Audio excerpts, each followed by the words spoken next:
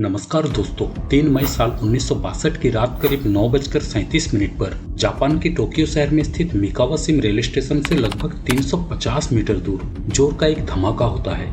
इसके ठीक 7 मिनट बाद यानी रात को 9:44 पर और एक धमाका होता है। उस रात जापान में एक दर्दनाक हादसा जापान के इतिहास में खून से रचने वाली थी, जिसमें लगभग 160 लोगों की मौत और करीब 300 लोगों को गंभीर रूप से जख्म होने की खबर मिली। आखिर क्या वजह थी उस हादसे की? आखिर उस रात ऐसे क्या हुआ? कैसे सैकड़ों लोगों की जिंदगी कुछ पल में बदल गई? आइए जानते हैं इस वीडियो में। विकिमीडिया हिंदी के वीडियो में आपका हार्दिक स्वागत है। दोस्तों, रात 9:37 पर मीटो जाने वाली एक मालगाड़ी संख्या 287 जापान की national railway class D51 locomotive कुछ टैंकर वैगन के साथ मिकावाशिमा रेलवे स्टेशन से जोबान मेन लाइन पर जा रही थी और अगले ही रेड सिग्नल क्रॉस कर लिया।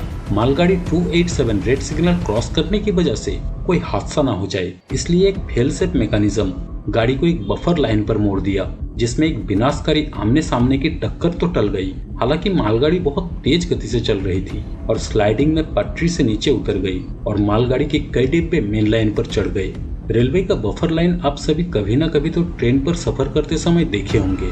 रेल स्टेशन के दोनों तरफ दो पटरी एक दूसरे के उल्टे तरफ कुछ दूर जाने के बाद खत्म हो जाती है। इसका इस्तेमाल जब ट्रेन में तकनीकी खराबी या ब्रेकिंग सिस्टम में खराबी हो या दूसरे कई कारणों से बड़ी हादसे से बचने के लिए किया जाता है।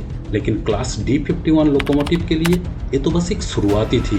ट्रेन 287 पटरी से उतरने के लगभग 10 सेकंड बाद यूनो से टोराइट जाने वाली एक 7 डिब्बों की passenger train 2117H Mikawashima railway station से रवाना हुई। हालांकि ये दोनों ट्रेन आमने सामने तो नहीं हुई, लेकिन पटरी से उतरे हुए मालगाड़ी 287 को टकराई और पटरी से उतरकर दूसरे मेन लाइन पर आ गई।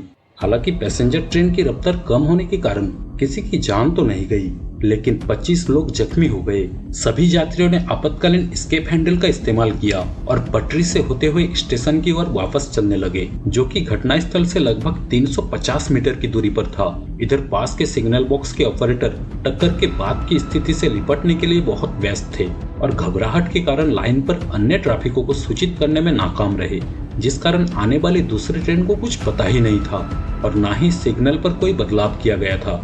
इस हादसे के 6 मिनट बाद यूनो जाने वाली एक पैसेंजर ट्रेन 2000H दूसरी मेन लाइन पर तेज रफ्तार से आते हुए दुर्घटना स्थल से स्टेशन की ओर भाग रहे लोगों को कुचल दिया और पहले से पटरी पर पड़े हुए पैसेंजर ट्रेन 2117H से टकराई। इस टक्कर में दोनों पैसेंजर ट्रेन की पहली कोच चकनाचूर हो गया और कुछ कोच पटरी से डिरेल हो गई, जिसके परिणाम स्वरूप 160 लोगों की जान चली गई और लगभग 300 से ज्यादा लोग घायल हो गए। इस तीसरी टक्कर ने दुर्घटना में तबाही ला दी। आखिर इतनी बड़ी हादसा हुआ कैसे और इसका जिम्मेदार कौन है? इन्वेस्टिगेशन रिपोर्ट से इस हादसे का कई मुख्य कारण सामने आया।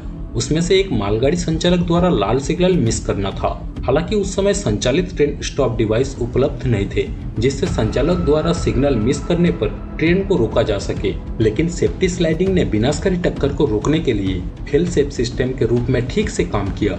इसने मालगाड़ी को मुख्य लाइन में प्रवेश करने से रोक दिया। हालांकि मालगाड़ी इतनी तेज गति से चल रही थी कि सेफ्टी स्लाइडिंग पर रुक ही नहीं पाई।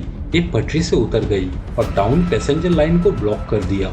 मालगाड़ी से आउटबाउंड ट्रेन 2117H की टक्कर मालगाड़ी की पटरी से उतरने के 10 सेकंड बाद हुई। हालांकि 2117H के लिए दुर्घटना से बचना लगभग असंभव था, लेकिन दुर्घटना अपने आप में बहुत छोटी थी और इसमें केवल 25 लोग ही घायल हुए थे। सेफ्टी स्लाइडिंग ने जान बचाई और दुर्घटना होने वाले नुकसान को कम किया। दुर्घटना का प्रभाव तब और भी अधिक बढ़ गया जब यात्रियों ने संचालक से निर्देश लिए बिना ही आपातकालीन हैंडल का उपयोग करके दरवाजा खोल दिया और ट्रेन से उतरकर रेलवे ट्रैक पर चलने लगे। अगले आने वाले ट्रेन 2000H को रोकने में देरी ने दुर्घटना के नुकसान को कई गुना बढ़ा दिया। स्टेशन मास्टर 6 मिनट में 2000H के प्रस्थान को रोकने के लिए कुछ कार्रवाई कर सकता था। हालांकि स्टेशन मास्टर और ऑपरेटर द्वारा ली गई जानकारी के डिले के कारण देरी हुई, जिसके परिणाम स्वरूप कई ट्रेनों की टक्कर हो गई और कई लोग अपनी जान से हाथ धो बैठे। दोस्तों, जबकि पहले टकराव के बाद पर्याप्त तत्काल कार्रवाई करने पर बहुत विचार किया जाना चाहिए था, दुर्घटना के प्रति अपर्याप्त प्रतिक्रिया भी देखने को मिली। उदाहरण के लिए, यात्रियों का ट्रेन संचालक से निर्देश लिए बिना ही रेलगाड़ी से उतरकर रेलवे ट्रैक पर आ जाना तथा स्टेशन मास्टर द्वारा दुर्घटना होते ही ऊपरी लाइन के स्टेशन को सूचित न करना। विनाशकारी दुर्घटना का कारण बना। इस हादसे के बाद जापानी राष्ट्रीय रेलवे ने ऐसे हादसे को रोकने के लिए 2 महत्वपूर्ण काम किया। नंबर 1, जापानी राष्ट्रीय रेलवे ने सभी लाइन पर एक संचालित ट्रेन स्टॉप डिवाइस स्थापित किया। जब ट्रेन लाल सिग्नल से गुजरती है तो एटीएस अपनी आपातकालीन ब्रेक को सक्रिय करता है। रेलवे की संचालन नीति को बदल दी।